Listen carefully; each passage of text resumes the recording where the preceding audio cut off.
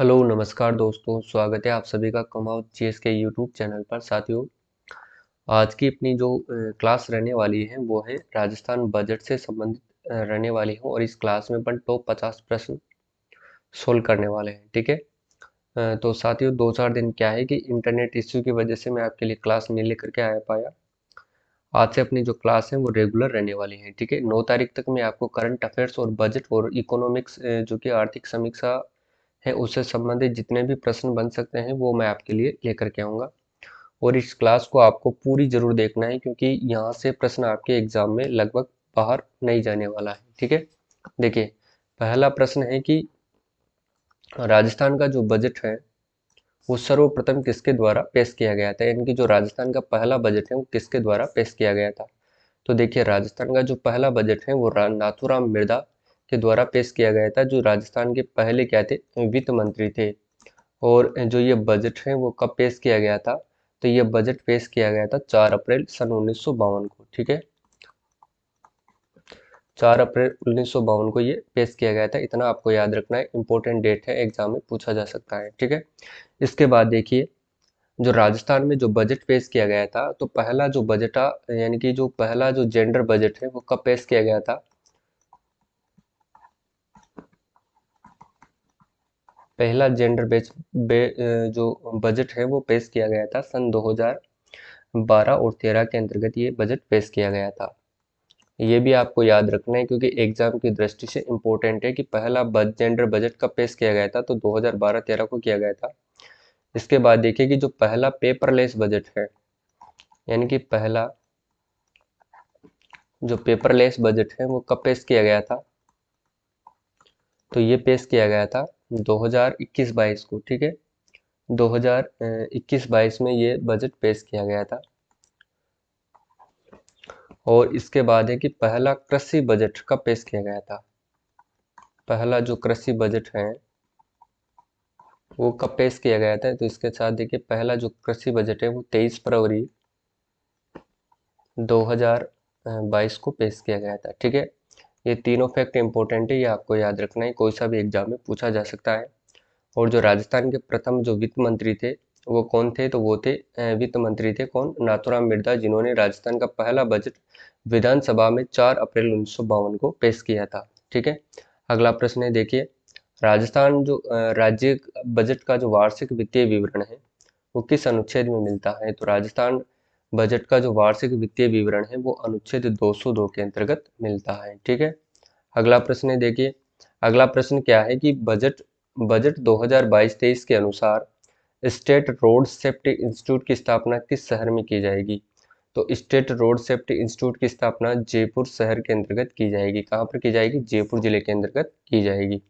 अगला प्रश्न देखिए, बजट 2022-23 के अनुसार मुख्यमंत्री कृषक साथी योजना के लिए कितने करोड़ रुपए आवंटित किए गए हैं, तो कितने करोड़ रुपए आवंटित किए गए हैं, तो इसके लिए किए गए हैं 5000 करोड़ रुपए आवंटित किए गए हैं। ये आपको याद रखना है, इंपॉर्टेंट प्रश्न है, एग्जाम में पूछा जा सकता है। देखिए, अगला प्रश्न है कि बजट 2022-23 के अनुसार किस शहर में मिनी सचिवालय स्थापित करने की घोषणा की गई है। जो मिनी सचिवालय है वो किस शहर में स्थापित किया जाएगा, तो ये लक्ष्मणगढ़ शहर के अंतर्गत स्थापित किया जाएगा। इंपॉर्टेंट प्रश्न है, एग्जाम में पूछ सकता है, आपको याद रखना है। अगला प्रश्न क्या है कि बजट 2022-23 के अनुसार नागरिक सुरक्षा प्रशिक्षण संस्थान किस शहर में स्थापित किया जाएगा। जो नागरिक प्रशिक्षण संस्थान है वो किस शहर में स्थापित किया जाएगा, तो ये जयपुर शहर के अंतर्गत स्थापित किया जाएगा।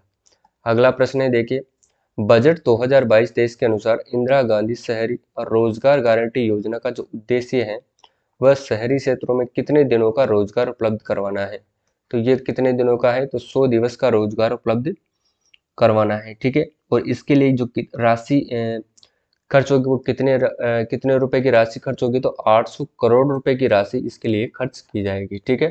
देखिए, अगला प्रश्न है कि बजट 2022-23 के अनुसार राज्य सरकार चिरंजीवी स्वास्थ्य बीमा योजना के तहत स्वास्थ्य कवर प्रति परिवार 5 लाख से बढ़ाकर कितने रुपए प्रतिवर्ष करने का प्रस्ताव किया है, तो कितने रुपए करने का प्रस्ताव किया है, तो 10 लाख रुपए प्रति वर्ष खर्च करने का प्रस्ताव किया है। ठीक है। अगला प्रश्न है, देखिए, बजट 2022-23 के अनुसार किस जिले में स्थित मौलाना आजाद विश्वविद्यालय में 15 करोड़ की लागत से सामाजिक समरसता व सद्भाव पर शोध हेतु centre of excellence and research की जो स्थापना की जाएगी वो कौन से जिले में की जाएगी? देखिए वो कौन से जिले में की जाएगी, तो ये की जाएगी जोधपुर जिले के अंतर्गत। ठीक है, आपको याद रखना है, इंपॉर्टेंट प्रश्न है, एग्जाम में जरूर पूछ सकता है, ऐसे ही प्रश्न एग्जाम में पूछे जाते हैं। अगला प्रश्न है देखिए कि वर्ष 2022-23 के अनुसार मुख्यमंत्री दिव्यांग स्कूटी योजना के अंतर्गत 5,000 तथा कालीबाई भील एवं देवनारायण योजना के अंतर्गत प्रतिवर्ष दी जाने वाली स्कूटी की जो संख्या है वो 13,000 से बढ़ाकर कितनी करने की घोषणा की गई है? कितनी कर दी गई है? तो वो 20,000 स्कूटियां करने की घोषणा की गई है। ठीक है, 20,000 स्कूटी दी जाएगी। अब पहले कितनी दी जाती थी? 13,000 स्कूटी यहाँ पर दी जाती थी। किस योजना के तहत दी जाती थी? तो कालीबाई भील एवं देवनारायण योजना के अंतर्गत दी जाती थी। इसके बाद है अगला प्रश्न देखिए, बजट 2022-23 के अनुसार गोविंद गुरु जनजातीय विश्वविद्यालय किस जिले में वैदिक गुरुकुल की स्थापना की जाएगी? ठीक है, देखिए वैदिक जो गुरुकुल है इसकी स्थापना कहाँ पर की जाएगी? तो बांसवाड़ा जिले के अंतर्गत गुरु गोविंद जनजातीय विश्वविद्यालय की स्थापना यहाँ पर की जाएगी। ठीक है, अगला प्रश्न देखिए, बजट 2022-23 के अनुसार मुख्यमंत्री ने कृषि बजट में किसानों की उन्नति के लिए कितने मिशन बनाने की घोषणा की है? तो मुख्यमंत्री ने बजट 2022-23 के अनुसार किसानों की उन्नति के लिए 11 मिशन बनाने की घोषणा की है। कितने मिशन बनाएंगे मुख्यमंत्री जी? 11 मिशन यहाँ पर बनाए जाएंगे। ठीक है, अगला प्रश्न है देखिए, बजट 2022-23 के अनुसार गाँव के मनरेगा की तर्ज पर शहरों में रोजगार के लिए कौन सी योजना लागू की गई है? ठीक है, तो कौन सी योजना यहाँ पर लागू की गई है? किसकी तर्ज पर की गई है? तो मनरेगा की तर्ज पर यहाँ पर कौन सी योजना लागू की गई है शहरों में? तो यहाँ पर लागू की गई है इंदिरा गांधी शहरी रोजगार गारंटी योजना लागू की गई है। और इसके तहत कितने दिवस का रोजगार दिया जाएगा? तो 100 दिवस का रोजगार शहरी क्षेत्रों में दिया जाएगा। और इसके लिए कितनी राशि खर्च की जाएगी? तो इसके लिए 800 करोड़ रुपए की राशि यहाँ पर खर्च की जाएगी। ठीक है, अगला प्रश्न है देखिए, बजट 2022-23 के अनुसार मनरेगा में 100 दिन के रोजगार को बढ़ाकर कितने दिन करने की घोषणा की गई है? तो कितने दिन करने की घोषणा की गई है? तो देखिए 125 दिन करने की घोषणा की गई है। ठीक है, देखिए अगला प्रश्न है कि बजट 2022-23 के अनुसार टूरिज्म इंडस्ट्री के लिए कितने पर्यटन मित्रों की भर्ती की जाएगी? तो टूरिज्म इंडस्ट्री के लिए पर्यटन मित्रों की यानी कि 500 जो पर्यटन मित्र हैं उनकी भर्ती यहाँ पर की जाएगी। अगला प्रश्न है कि बजट 2022-23 के अनुसार किस जिले में कुश्ती स्टेडियम का विकास होगा? तो किस जिले में कुश्ती स्टेडियम का विकास किया जाएगा? तो भरतपुर जिले के अंतर्गत कुश्ती स्टेडियम का विकास यहाँ पर किया जाएगा। देखिए इसके बाद है अगला प्रश्न है कि बजट 2022-23 के अनुसार मुख्यमंत्री वर्क फ्रॉम होम यानी कि जॉब वर्क योजना के तहत कितनी महिलाओं को घर बैठे रोजगार दिया जाएगा? तो कितनी महिलाओं को दिया जाएगा? तो वर्क फ्रॉम होम जॉब जो वर्क योजना है इसके तहत 20,000 महिलाओं को घर बैठे रोजगार दिए जाने की घोषणा किया है। ठीक है, अगला प्रश्न है देखिए, बजट 2022-23 के अनुसार कितने नए इंडस्ट्रियल एरिया बनाए जाएंगे यानी कि कितने औद्योगिक क्षेत्र बनाए जाएंगे? तो 32 यानी कि 32 औद्योगिक क्षेत्र बजट 2022-23 के अनुसार बनाए जाएंगे। कितने नए? अगला प्रश्न है कि बजट 2022-23 के अनुसार राजस्थान के किस स्थान पर 383 वर्ग किलोमीटर में पेट्रोकेमिकल इन्वेस्टमेंट रीजन बनाने की घोषणा की गई है? तो किस क्षेत्र में की गई है? तो देखिए पचबदरा वहां पर जो कि बाड़मेर में स्थित है, पचबदरा बाड़मेर में यहाँ पर पेट्रोकेमिकल इन्वेस्टमेंट रीजन बनाने की घोषणा की गई है। और कितने किलोमीटर के एरिया में की गई है? तो 383 वर्ग किलोमीटर के एरिया में की गई है। अगला प्रश्न है देखिए, बजट 2022-23 के अनुसार पर्यटन कोष को 500 करोड़ रुपए से कितना कर दिया गया है? तो जो पर्यटन कोष था इसको 500 करोड़ रुपए से 1,000 करोड़ रुपए कर दिया गया है। अगला प्रश्न है, बजट 2022-23 में किस स्थान पर ड्राई इनलैंड पोर्ट बनाने की घोषणा की गई है? तो ड्राई इनलैंड पोर्ट बनाने की घोषणा जोधपुर शहर के अंतर्गत की गई है। किस शहर में की गई है? जोधपुर शहर में ये बनाने की घोषणा की गई है। अगला प्रश्न है, देखिए बजट 2022-23 के अनुसार किन जिलों में विकास प्राधिकरण बनाने की घोषणा की गई है? तो किन दो जिलों के अंतर्गत विकास प्राधिकरण बनाने की घोषणा की गई है? तो वो जिले हैं उदयपुर और कोटा जिले के अंतर्गत प्राधिकरण यानी कि विकास प्राधिकरण बनाने की घोषणा की गई है। अगला प्रश्न है, बजट 2022-23 के अनुसार किस जिले में वेस्ट रिसाइकिल पार्क बनाने की घोषणा की गई है? तो किस जिले में वेस्ट रिसाइकिल पार्क बनाने की घोषणा की गई है? तो ये की गई है जयपुर जिले के अंतर्गत वेस्ट जो रिसाइकिल पार्क है वो बनाए जाएंगे।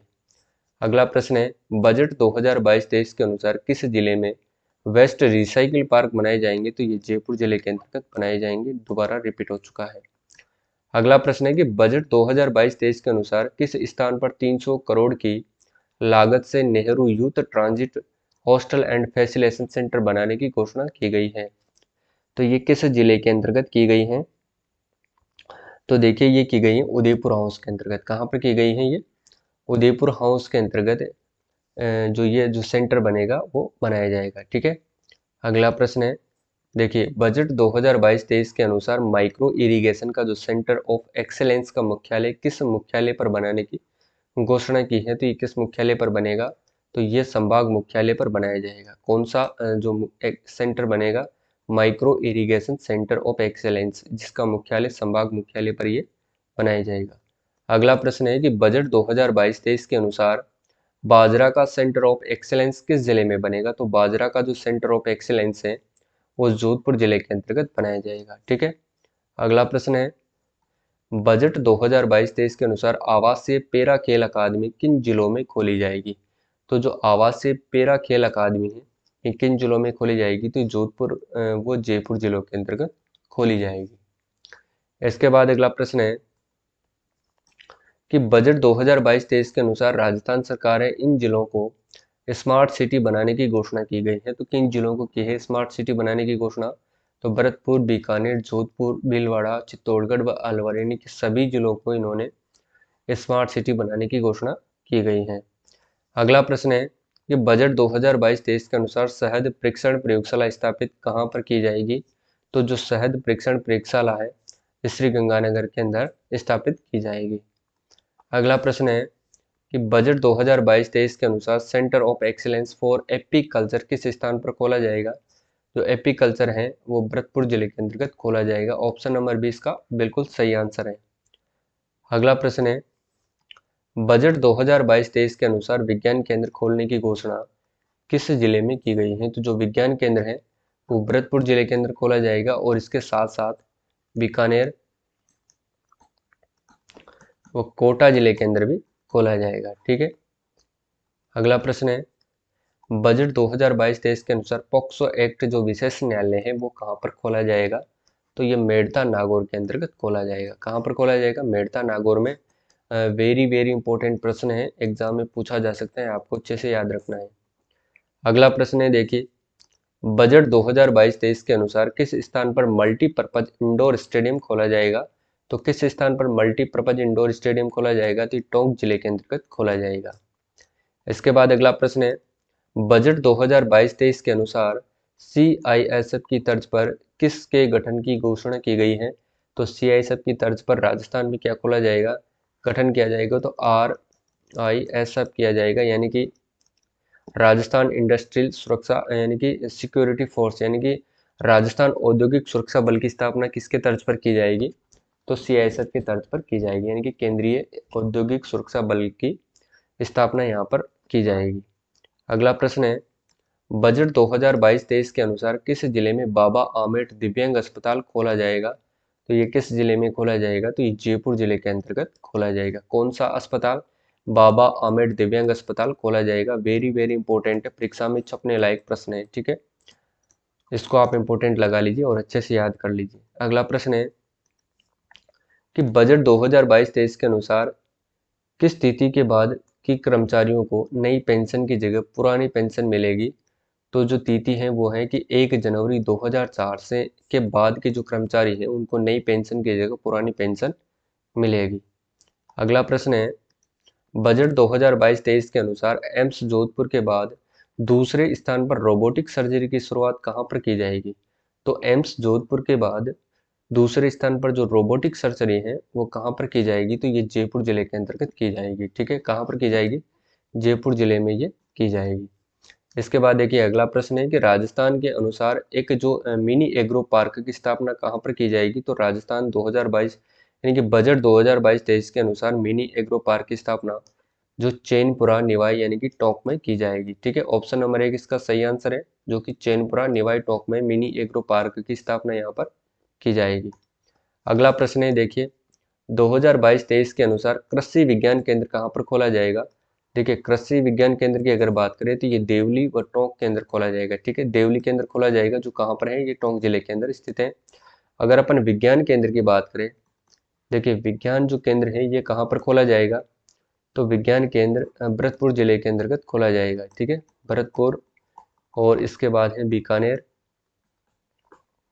और इसके बाद आता है कोटा। ठीक है, इन तीनों ही जिलों में विज्ञान केंद्र खोला जाएगा, जबकि कृषि विज्ञान केंद्र कहाँ पर खोला जाएगा, तो देवली टोंक के अंतर्गत ये खोला जाएगा। अगला प्रश्न है देखिए कि बजट 2022-23 के अनुसार कार्डिक लैब की स्थापना कहाँ पर होगी, तो कार्डिक जो लैब है इसकी स्थापना की जाएगी एमडीएम हॉस्पिटल कहाँ पर है, ये जोधपुर के अंतर्गत है, वहां पर कार्डिक लैब की स्थापना की जाएगी। ठीक है, ऑप्शन नंबर से इसका राइट आंसर है एमडीएम अस्पताल जोधपुर।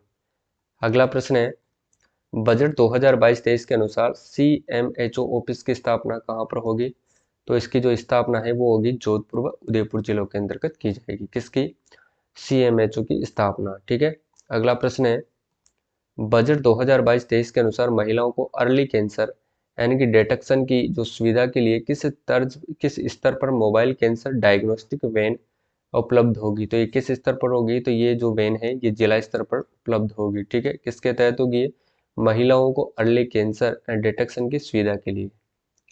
अगला प्रश्न है बजट 2022-23 के अनुसार जयपुर के एसएमएस स्टेडियम के अनुरूप ही किस जिले में Rajasthan high performance sports training and rehabilitation जो सेंटर बनाया जाएगा वो कहाँ पर बनाया जाएगा, तो ये जोधपुर जिले के अंतर्गत बनाया जाएगा। ठीक है, अगला प्रश्न कौन सा है, देखिए बजट 2022-23 के अनुसार एथलेटिक जो अकादमी है इसकी स्थापना किस जिले में होगी, तो एथलेटिक्स जो अकादमी है इसकी स्थापना कहाँ पर की जाएगी, तो एथलेटिक्स जो अकादमी इसकी स्थापना की जाएगी श्री गंगानगर में। कहाँ पर की जाएगी, श्री गंगानगर में इसकी स्थापना की जाएगी। अगला प्रश्न है बजट 2022-23 के अनुसार Rajiv Gandhi knowledge service and innovation hub किस जिले में बनेंगे, तो Rajiv Gandhi knowledge service and innovation hub है वो तीनों ही जिलों में बनाए जाएंगे। ठीक है, कौन कौन से जिले हैं, वो जयपुर है, जोधपुर है और कोटा, इन तीनों ही जिलों में Rajiv Gandhi knowledge service and innovation hub बनाए जाएंगे। अगला प्रश्न है देखिए बजट 2022-23 के अनुसार भर्ती में अनियमितता को रोकने के लिए किस विभाग द्वारा एंटी चीटिंग सेल की का गठन होगा, वो कोई किस किसके द्वारा किया जाएगा, तो देखिए आरपीएससी, एसओजी और आरएसएसएमबी के द्वारा ये गठित किया जाएगा, यानी कि ऑप्शन नंबर डी इसका राइट आंसर है, यानी कि उपरोक्त सभी।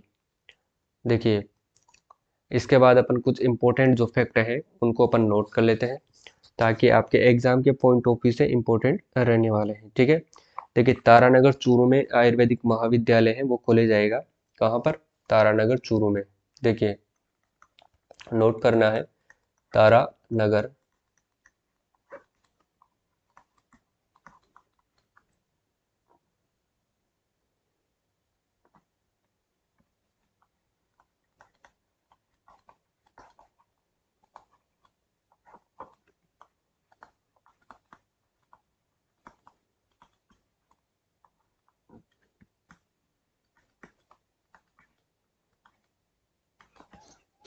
इसके बाद देखिए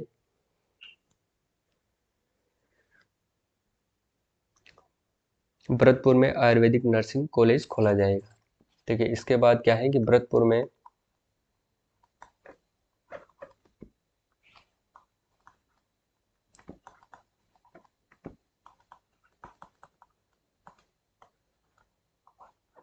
आयुर्वेदिक नर्सिंग कॉलेज खोले जाएंगे।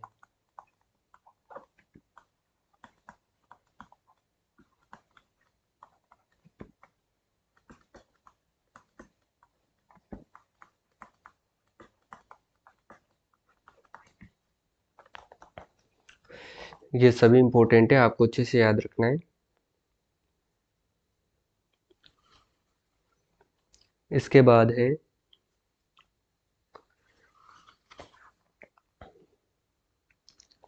देखिए प्रत्येक जिले के अंतर्गत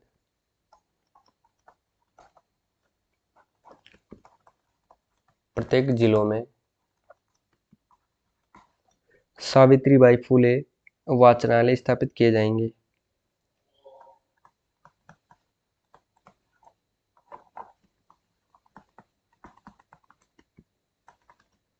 Savitribai Phule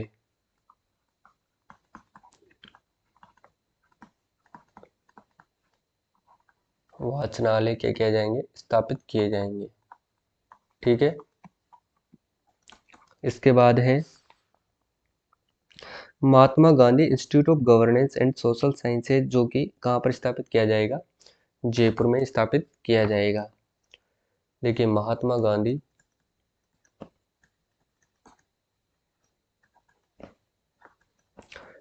Gandhi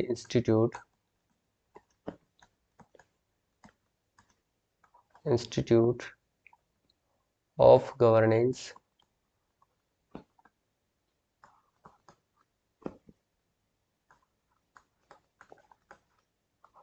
governance and social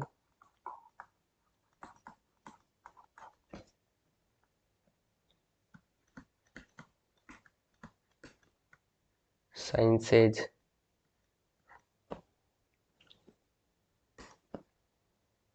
MGIGSS, जो कहाँ पर स्थापित किया जाएगा, ये जयपुर में स्थापित किया जाएगा। ठीक है, इतना आपको याद रखना है। और देखिए आगामी जो वर्ष हैं, यहाँ पर कोरोना की जो नुकसान की भरपाई के लिए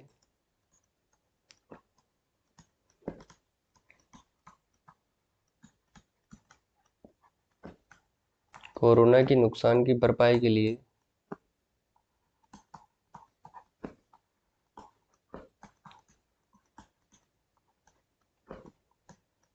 3 माह के ब्रिज कोर्स 3 माह के जो ब्रिज कोर्स हैं वो करवाए जाएंगे। ठीक है,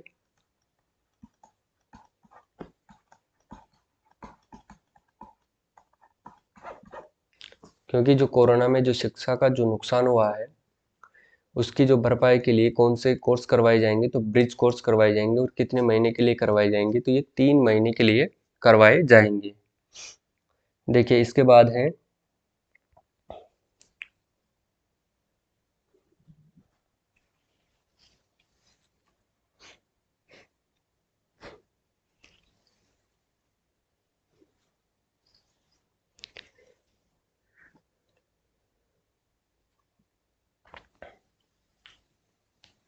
देखिए जोधपुर के अंतर्गत जो डेंटल कॉलेज की स्थापना की जाएगी, कहाँ पर की जाएगी, जोधपुर में नवीन डेंटल कॉलेज की स्थापना यहाँ पर की जाएगी। ठीक है, देखिए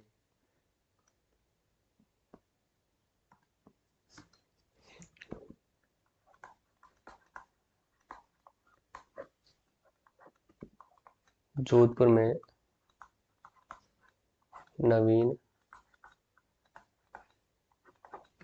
डेंटल कॉलेज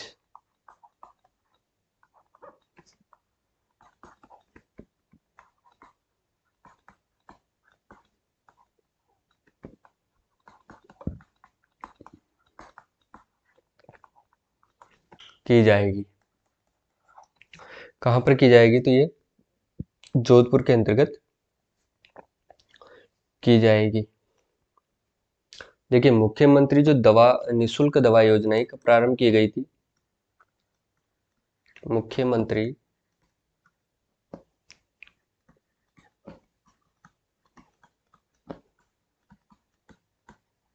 निशुल्क दवा योजना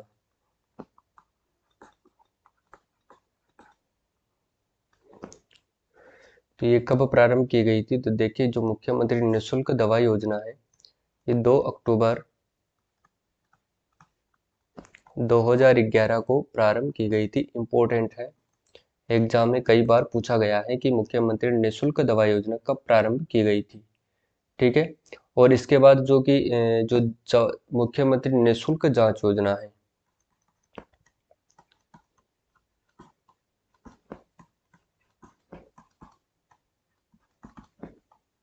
मुख्यमंत्री निःशुल्क जांच योजना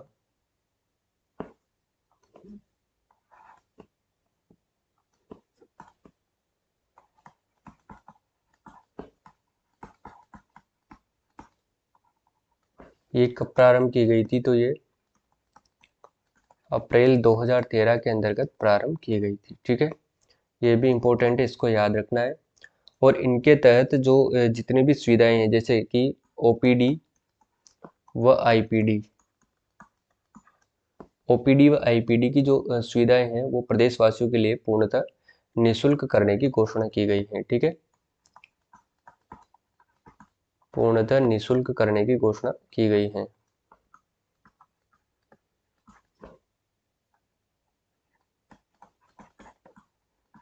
करने की घोषणा यहाँ पर की गई है, ये सब आपको याद रखना है, क्योंकि ये सभी फैक्ट क्या है, इंपॉर्टेंट है और एग्जाम की दृष्टि से महत्वपूर्ण है। ठीक है, तो साथियों आज की क्लास को अपन यहीं पर समाप्त करते हैं और मिलते हैं अगली क्लास में, जो कि आपके राजस्थान करंट अफेयर्स के 2 या 3 पार्ट में मैं आपको पूरी 6 महीने की करंट अफेयर्स करवा दूंगा। और इसके साथ मैं टॉप ऐसे 50 प्रश्न आपके लिए लेकर के आऊँगा जो कि राजस्थान आर्थिक समीक्षा से संबंधित होंगे। वो आपके एग्जाम के लिए रामबाण का काम करेंगे। ठीक है, अभी तक आपने अगर चैनल को सब्सक्राइब नहीं किया तो सब्सक्राइब कर लीजिए, क्योंकि आपको हर वीडियो का नोटिफिकेशन यहाँ पर मिलता रहेगा। जय हिंद जय भारत, तब तक आपको अच्छी से पढ़ाई जरूर करना है।